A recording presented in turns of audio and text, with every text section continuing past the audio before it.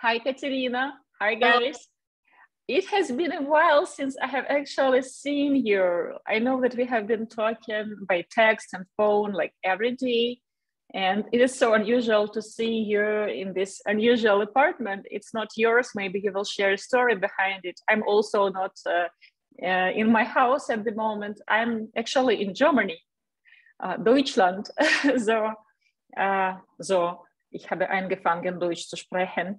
Zu viel practice here. Katerina, can you tell the story why you're in this apartment, why you have decided to stay in Kharkiv? Because many our subscribers were asking this same question, and probably I should mention that this is Katerina Romanenko, the executive director of Diolli.com, and you have been Diolli.com Cupid for 7.5 years, I guess, already. To those people who are new to our channel. So, Katerina, I pass the mic to you. Hello, everyone, and I'm happy today to talk to you, and I hope that our subscribers will see me, and I missed, of course, all our clients, all our subscribers.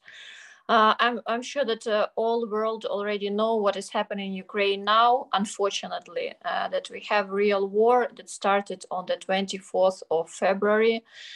We woke up very early in the morning at 5 a.m. from explosions that were in our city. And after that, the situation started to change very fast.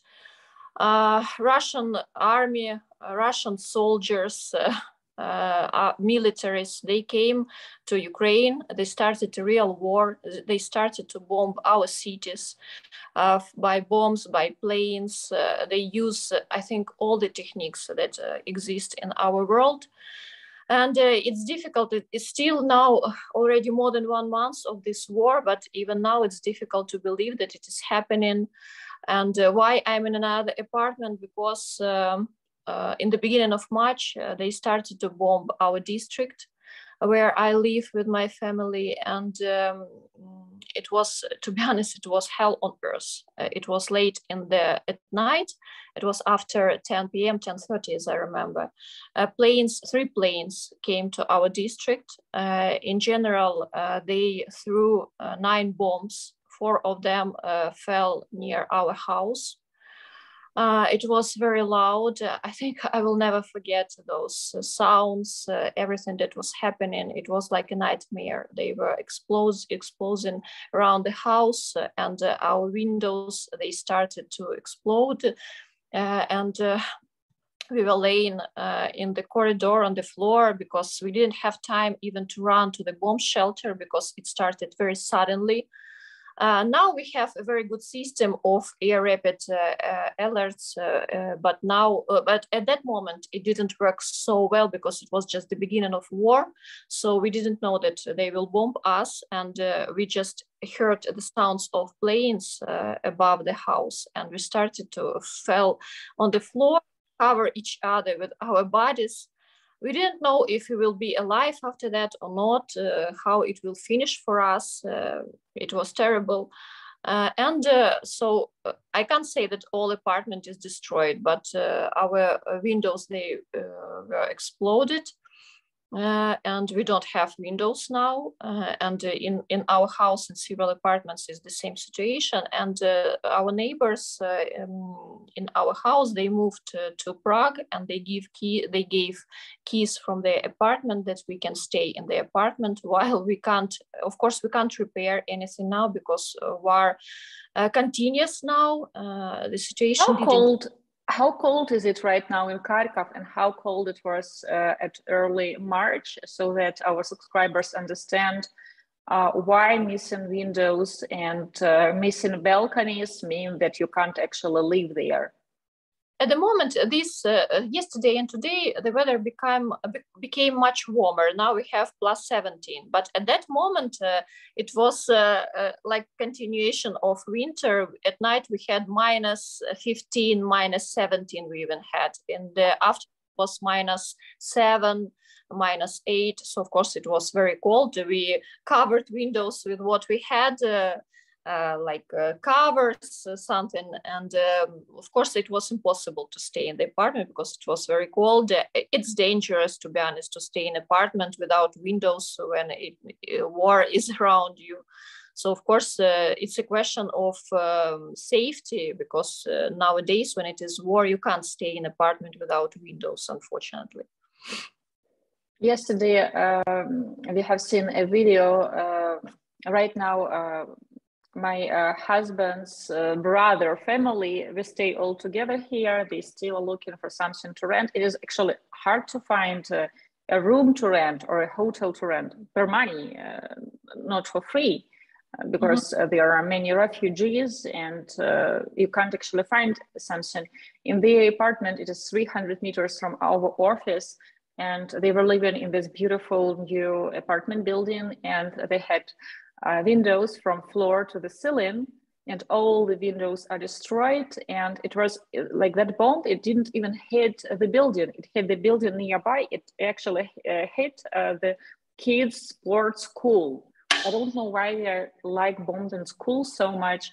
And all the windows, they were blown inside the apartment. So while they were flying through the apartment, of course, they destroyed everything, and they hit the opposite wall. So even in the bathroom, everything in the bathroom is wrecked. So the apartment is also destroyed. It's crazy. And also the babysitter has worked with my kid in her apartment. They have lost a balcony, and they got lucky because while this piece of the bomb was flying through their balcony, they added an extra layer to warm it. And it got stuck in that layer while flying. So it has destroyed just one room and didn't go through the whole building. So there are so many visible windows right now. It is crazy. I can't still comprehend why they are doing it. Because what are they looking for, destroying ordinary apartments? But can you tell what it is like at the moment? It has been 25th day of war, I guess. 25th or 26th? 36 days of 36. war. I'm so lost. It's like lost in this. It's like a gray day for me. To be honest, I want to say also that I think that we are lucky too, even in our situation, because the building not far from our house, 3 floors were destroyed by the bomb. 3 floors, they just don't exist. People died there, and I don't want even to imagine what people felt, what they went through, because 3 floors, they absolutely destroyed of the building. So in my opinion, we are also lucky because we are alive. And nowadays, in Ukraine, when people are asking us, how are you? Our main answer is we are alive, thanks God. This is the main situation now. What is happening now? Now it's already more than 1 month of war. I can't say that situation changed a lot. They continue to bomb our city. And you know what is the biggest paradox in this situation? That Kharkiv is a Russian-speaking city. What they are saying that they came to Ukraine to free Russian-speaking people, to give them peace, because they imagine some nationalists that exist in Ukraine. I want to say to all our subscribers, it's absolutely not true, because we don't have nationalists. Of course, maybe some group of nationalists, like in all countries. We have crazy people, like fanatics. But in general, we had a very friendly society. People could speak here Ukrainian, Russian, English.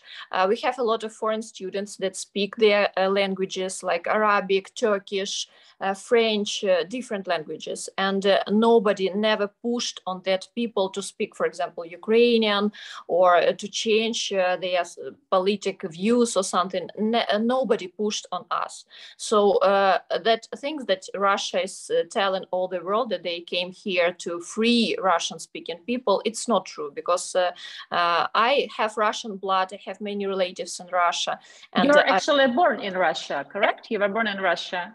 Yes, my childhood until 8 years, I lived in Russia, in Saratov. But I have never felt in Ukraine that I'm Russian, someone is pushing on me, and I want someone to free me. It's absolutely crazy idea. And Kharkov is a Russian-speaking city, and how we can speak about their Russian peace if they destroy Russian-speaking cities now? Kharkov, some districts in Kharkov, they look so terribly now that, to be honest, I can't watch without tears what they are doing with our beautiful city center, with our amazing parks, with our old buildings. We have buildings in Kharkov that stood through First World War, Second World War, but now they are destroyed by Russia, by Putin.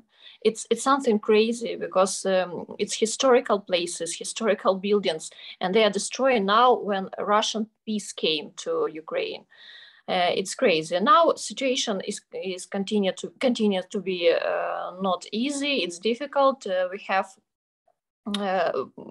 this air raid alerts several times a day. Yesterday, I think it was 8 times. Today, it was already 2 times. Why I'm not leaving Kharkov now? I thought about it several times, and I want to thank all our clients, current clients, ex-clients, our subscribers, our colleagues, all people who support me personally these days, also support financially. It's a huge help that support all our team. I want to thank you and to say that, during these difficult days, I understood that how many friends, how many kind people we have in this world. And while such people exist, evil will never win in this world because anyway, Ukraine will win. Victory will be ours because so many kind hearts are on our side. It's very important to understand. It's very important to feel it. And of course, many people often even with family to come to different countries. Even you offered me several times to leave Ukraine, to go with your friends when they will leave, and they were ready to take us. I'm so grateful for that. Why I'm not leaving? First, because my father is still, he's not 60, and men under 60, they can't leave Ukraine now because of war situation.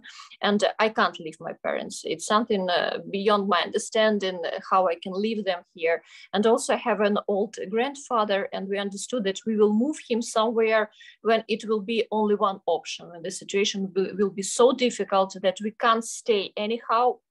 And only then we can move him, because the road, for example, to the western part of Ukraine will be difficult nowadays. It will take several days. For old people, it's a very long trip. It's difficult for them to go by this trip. So for him, it will be a very complicated journey. So we understood that we will move him if I understand that the situation became completely impossible, that we can't stay here because it will influence our lives. Then we will move. I hope that it will not happen, and that this conflict, this war will be resolved very fast. But of course, I understand that it can be that we will have to leave too. My mother also stays in Kharkov, same with my brother. My mother stays because she said that she won't leave her house. She is a stubborn 64 years old lady who said that no, she is not leaving. That's her home, and we couldn't convince her. Though, of course, we have tried many times, and I know that many people stay. My babysitter, and she's more like a friend. Her husband, he has volunteered to go and fight. I think on the second day of war, and she has stayed with my mother for a while because, like, staying alone. And thanks God she didn't stay in the apartment because it was hit.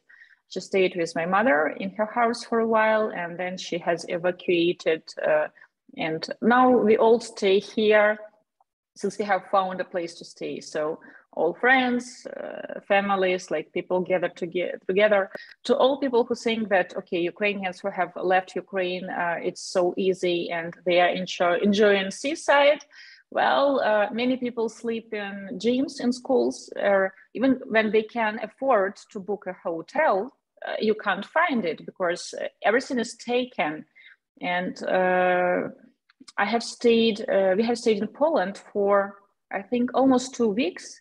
And in Poland, it is crazy because you see everything like is blue and yellow. There are so many flags, so many posters, all the cars, they have these flags.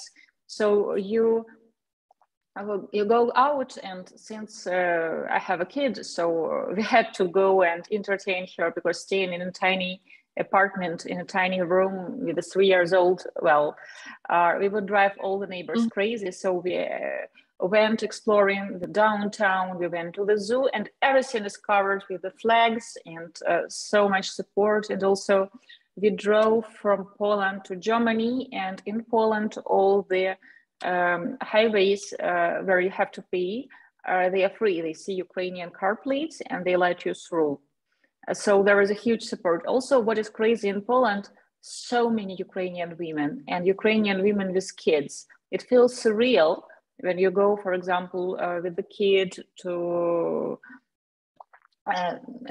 the playground, and you see all these women speaking Russian, since the majority are from Kharkiv and from Kiev, like Russian speaking cities. And at once people keep asking, like, where are you from? Kiev, Kharkiv, like small cities not far from, small towns not far from Kiev. I haven't met anyone from Chernihiv yet, though I have some friends there, and I know that they are located now also. Some families are located in Germany. Pretty much everyone who had family here, they try to evacuate kids. Let's talk a little bit more, I guess, about love. Why we have decided to resume working, how it is going. I know that today we got the feedback from the lady who had a Zoom date with our client, what it is like, and why wars shouldn't stop people from falling in love. I think that first days of war, they were like we felt absolutely frustrated. They put you in the situation when or reality, your way of thinking, everything, and you think that you can't think about anything except of war. But human beings, they're so unique that they start to get used to all the atmosphere they are living in, and people start to get used to what is happening in Ukraine. And what is important nowadays, we have to understand that life changes every day. And if you can be with someone, if you can be happy, if you can be with the person whom you love, you have to do it today, because tomorrow can change everything. Because tomorrow can come and change your life into something that you have never imagined before. So during war, people started to appreciate their beloved ones more. They start to think about their families and friends more. And during the war, you understand that people, really close people, it's something that is the most important in the world, because apartments, money, I don't know, cars, everything will never replace you, the person that is supporting you, that is near you, and that is ready to do everything to be with you and to be happy. That's why we decided that of course, we can wait until war will finish, and I'm sure that a lot of people from different countries of the world will want to come to Ukraine. I'm sure that Ukraine will be very popular after this, after we win this war, and all people will want to come to see these amazing people that are standing against of this huge monster. But we don't have to wait, and we can organize something now, because a lot of our Ukrainian ladies, they move to different countries of Western Europe. They start to build their life there until they can't come back to Ukraine. And we offer our clients not to wait until this war finishes, and to start their love journey now, and to meet amazing ladies. I want to say, first of all, that our service, it will be not online dating, because sometimes I receive emails from our clients that say that I wanted to choose your agency because you provide matchmaking services, because I don't want any online services. It will be still matchmaking. We always, all the services that we provide, they will be always based on matchmaking. So the only thing that will change nowadays is that we will add one step before you meet with a lady in real life, you will have an opportunity to talk with her. And when you go to Western Europe, you will meet a lady with whom you already communicate, and you had some, I don't know, several calls, you exchanged some messages. So it will be not a stranger, it will be a person that you already know, you already communicated But to. we have pre-selected her individually for a gentleman. Of course, it is important, I think, to mention that when you are basically, I don't like the word refugee, I would call it a forced traveler. When you're a first traveler, sometimes you don't have internet. Sometimes you can't get the local card, or you can't have a place where you can have the Zoom call. So men should be understanding that even if the lady is temporarily out of work, because many people have relocated and temporarily they don't work. Though, to be honest, after the lockdown, many people are working online. So it is quite common. So if you do the Zoom dating scene, it doesn't mean that the lady will be able to talk to you 24/7. Also, it is not very healthy to talk 24/7. We did several videos during the lockdown with our psychologist Alessia about Zoom dates, how to succeed with Zoom dates, because we have tested this format during the lockdown a little bit. And of course, we hope that this step, this online communication is just the first step, which will be followed by an offline meeting, a face-to-face meeting. Online conversation like the one we are having now, it's just one step to bring the two of you closer to offline date, a real date. Yes, the matchmaking process, we will still have it. We will still have interviews. We will still have criteria of the search that will be approved with all clients beforehand. We will have interviews by professional psychologists, by matchmaker with the ladies. So it will be not random ladies. Don't compare it with online dating. When you choose some profile on the site, you don't know if that lady is serious, if she will choose your back. Nothing will be comparing to that. So it will be a real matchmaking process. All the ladies will be interviewed beforehand, will be approved by you. So all the steps of the matchmaking process, we will save them. We will just add a new step of not long online communication before you meet in real life. I want to compliment your hair. It is war and your hair looks amazing. Thank you. I think actually in front of window. In front of window, it looks like amazing. I actually did my nails first time in a while by a Russian-speaking Jewish lady from Kharkiv. It is interesting, like in Poland and then in Germany, like many ladies write to me, do you know where I can like do my nails or do my hair? Like Ukrainian women, there are Ukrainian women everywhere. And there are so many online groups right now on Facebook, on different other platforms, like Russian speaking, Ukrainian speaking, and many ladies, they offer like huge discounts, or they do it for free. They can do it, like they offer to do your hair or to do your nails. So Ukrainian women are Ukrainian women everywhere. Of course. That's true, because even I see, some people think that all ladies or all people from Kharkov or from these difficult cities now, they moved somewhere. It's not true. When you go out to supermarket or to shop, you see a lot of people, and life continues even in such cities that are under attacks now. And ladies here, they have makeup. They, of course, most days we put on our sports suits, and we don't put anything very beautiful and especially dresses, but makeup, hair, nails, all ladies try to look nice, like they look in normal life, and they don't think, like, we had several even posts in Instagram and social media that our country will not win faster if my hair will be dirty or my nails will be not beautiful.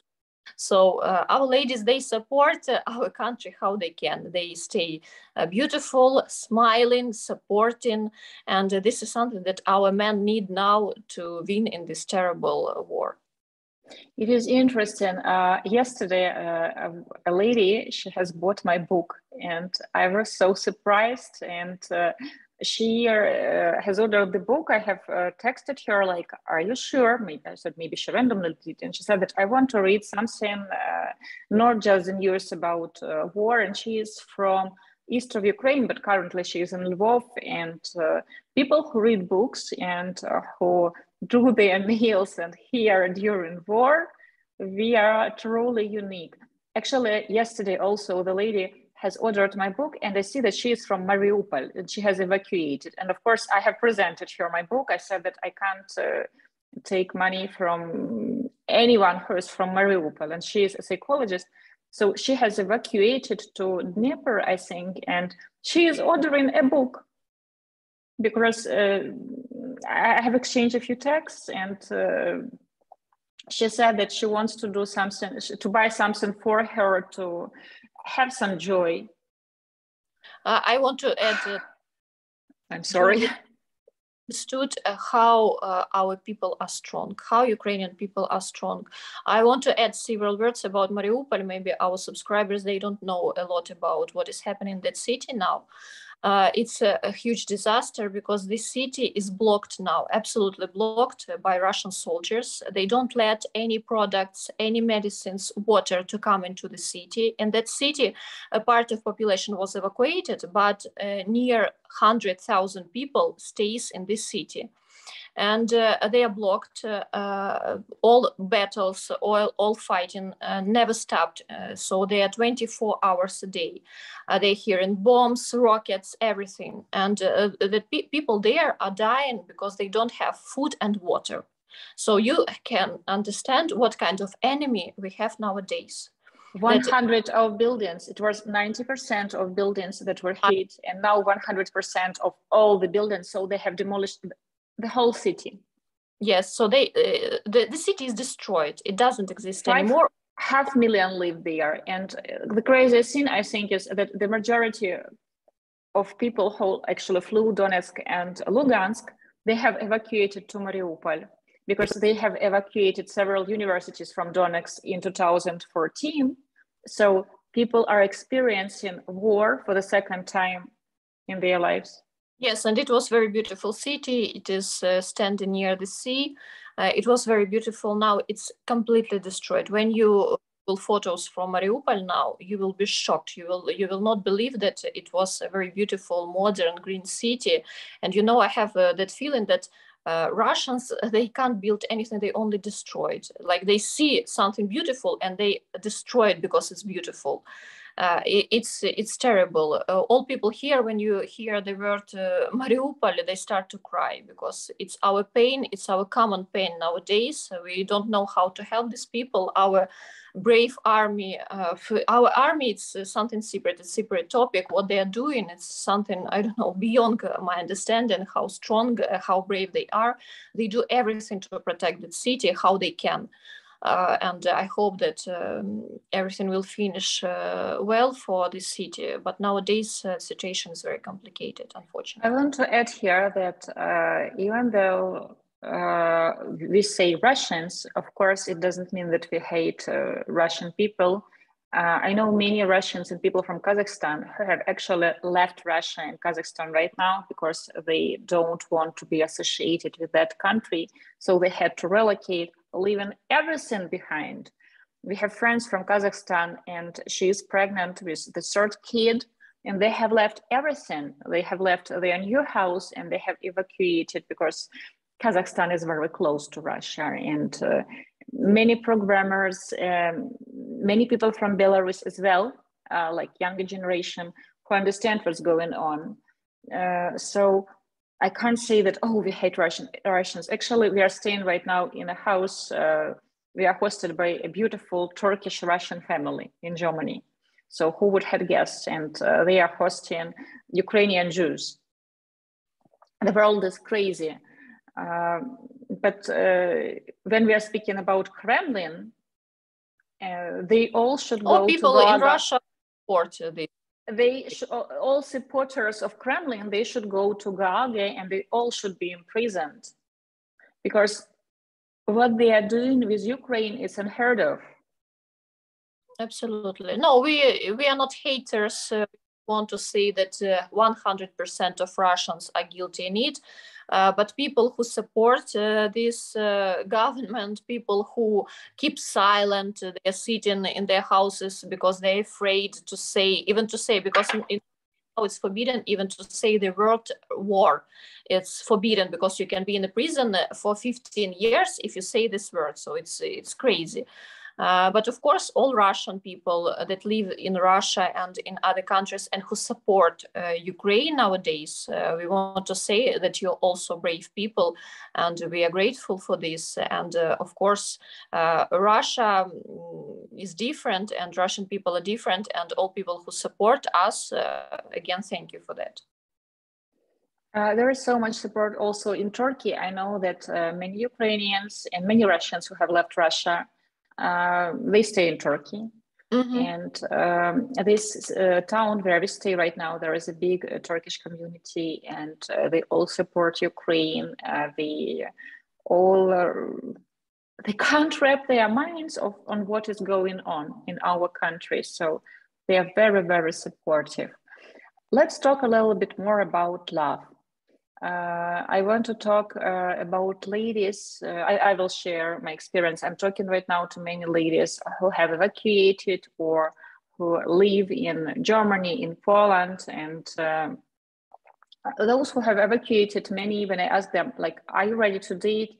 They say that, oh, I haven't been thinking about it, but why not? I have the time and I want to meet someone. And I need some love in my life. People need love right now.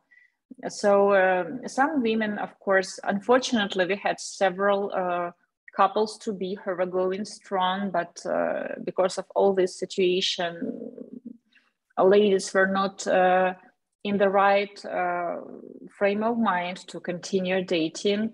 On the other hand, some couples have actually hurried up, and today we got news that another couple that we have introduced prior to war, they are applying for K1 visa, and many people have moved in together. Another our couple, they have moved in together in Holland. So they have decided to do some drastic changes to actually move in, to get married, because you can never know what will happen next. Like COVID, who would believe COVID? The whole world had been imprisoned in their houses, like Australia. 18 months, one of our couples have waited to reunite in Australia. So now this heart of Europe, who would have imagined that? Katerina, from all the requests that we are getting from our male clients, have you noticed any changes in what gentlemen are looking for in a lady, or to their requests? You know, now to their requests, they all add that they want to support, they want to help, and for example, from Great Britain, several potential clients, they said that, I'm sure that you know that in Great Britain, they accept refugees if some of citizen, they give a guarantee that he will support this family or this person. And some people from Great Britain, they texted that I'm ready to accept a lady, I will give my guarantee that she can stay. So I can't say that requests, they changed a lot, but of course, what I see more from them is that they are talking about support, about help more.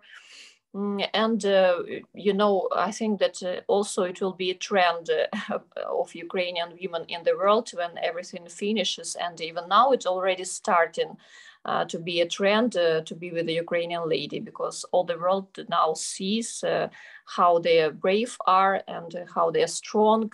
So let's talk about several exceptional requests when gentlemen tell something like, okay, now for sure you can introduce me to someone 25 years younger or 30 years younger, or I feel ready to accept as a refugee a hot blonde with blue eyes. it happens too, of course. And I think that not so long ago we had a mail from a guy that he said that I already contacted you. You said that it's impossible to meet a lady 30 years younger, but now it's war. And I think that ladies' requests, they have changed. And I think that now I can date a lady 30 years younger. So how can you explain to that person that war, of course, it changed something in mind and thoughts, but not such big age difference. It will be not so popular. So war will not change this. That if you're on absolutely on different stages with a lady that 30 years younger than you are, war didn't make you closer to each other. It didn't give you more topics to discuss. Didn't make you closer. So no, the age difference, it's sometimes I feel like men, they were sitting and waiting that something will happen and ladies will accept a bigger age difference. No, it didn't happen, and ladies, they continue they still want to meet a guy with appropriate age difference. So 30 years age difference didn't become more popular because of war. So it's not true. People very often confuse, men sometimes very often unfortunately confuse adoption with starting a relationship. You're not adopting someone, you're not buying a bride or anything like that. And it's never a good idea to date someone desperate. If a person chooses you out of desperation, it's a bad base for your relationship.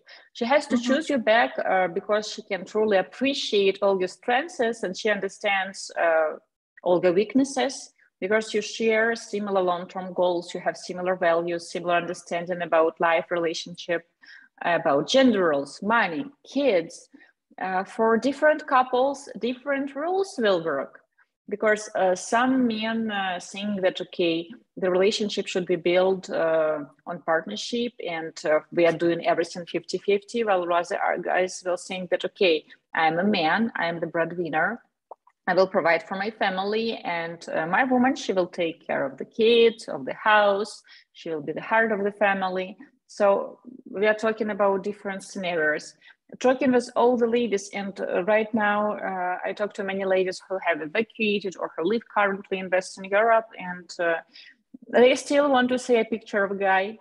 They still want to find out how tall he is, if he is cute. They still ask the age of the gentleman. Some ladies, yes, they say that, you know what, after the war, I don't care that much if he is super witty, or for example, if he is super easygoing, or he is this adventurous guy. I had enough adventures in a negative sense. So I want to meet someone who is stable, who is serious, who is reliable, who has similar values. Yes, this I have heard, but I haven't heard from a lady that, you know what, 20, 30 years older, I take anyone. No, this didn't happen. Let's talk a little bit about Zoom calls before we wrap it up, because we don't want our subscribers to fall asleep. How is it going? What is the feedback of the gentlemen?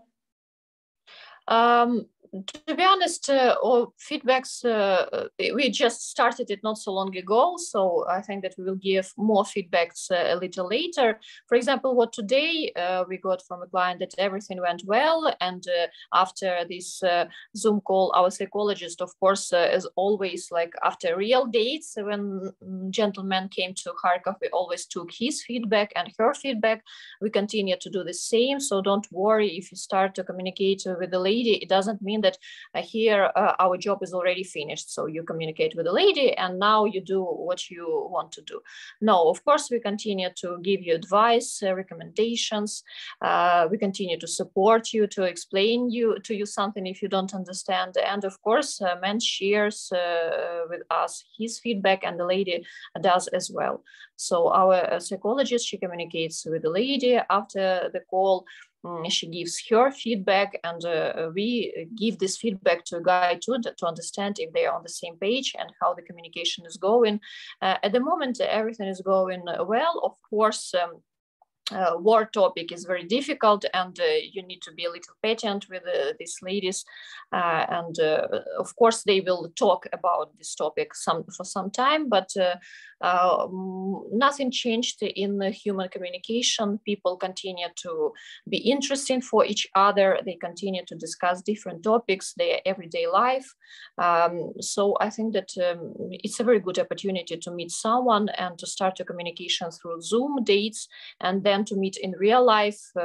It's a very good way to start your serious relationship with someone. And our feedbacks that we get now, they only prove what we thought from the beginning when we started this kind of service several weeks ago. During these last weeks, I was so inspired by all our couples, all international couples. And I have fallen in love, I guess, once again with what we are doing, seeing the results, the fruits of our work, all the wonderful couples that we have created, how many kids they have right now. And so many people have reached out, couples whom we have matched like 6, 7, 10 years ago. And they have reached out now, and we were exchanging the news, where they are right now, where do they live, how many kids do they have. And some couples, I remember, for example, when the lady was leaving Ukraine to get married, for example, her kid was like 10 years old. And now this same kid is in the university already, or in college, or leaving to college, and we were catching up. I have fallen in love once again with what we're doing. And also, oh, Katerina, can you hear me? You can hear me. And also the languages, like I'm asking all these couples, like, how many languages do your kids speak? Which language are you using at home? I think that we will lose internet soon, but it has been almost 30 minutes. I guess we will wrap it up. Katerina, what do you want to say right now to gentlemen who kind of are still on the fence, are not sure whether they should meet someone right now, go to Western Europe to meet a Ukrainian lady, or wait till the war is over, till they can travel to Kharkiv and go through our traditional classical matchmaking process? I want to say that, of course, it's choice for every person how they want to do. But what we can say from our side is that there is no sense to wait if you can change your life as soon as possible. If you can you can start matchmaking process really soon. If you can meet the right person really soon, then what is the reason to wait?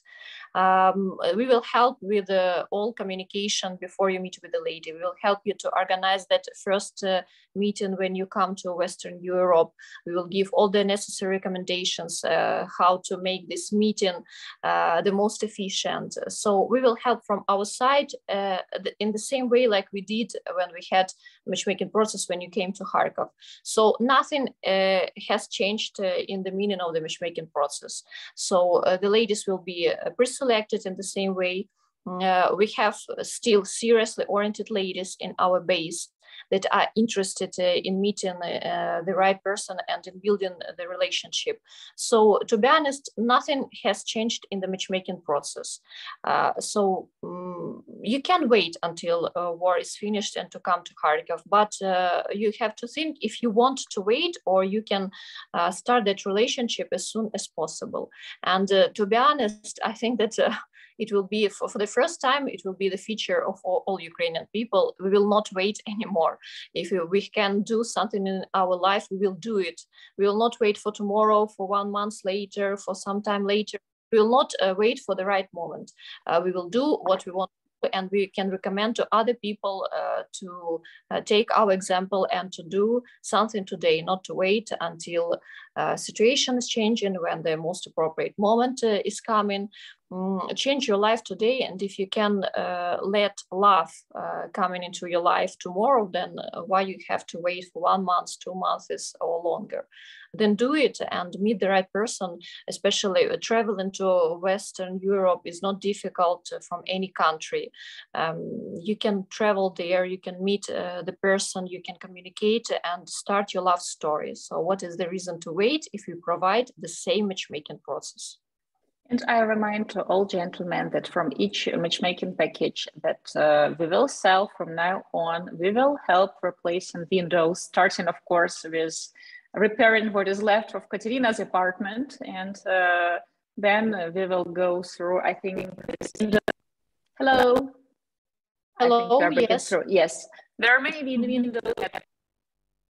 The internet is not very good. That the video is going. Hello. Hello. So there are many windows to be replaced, and also we have a plan to introduce 150 more couples, because that's the number that we have reached over the years, and we want to do it within the next 3 years. That's our plan, to create more love, and we hope you guys are in. So let's create more love. Let's try to make a heart. I miss you so much. I want to hug you really badly. I have enjoyed filming this one with you, and right after we finish it, I will download it to our channel, and till the next one. Thank you for talking to me. Bye. Bye, guys.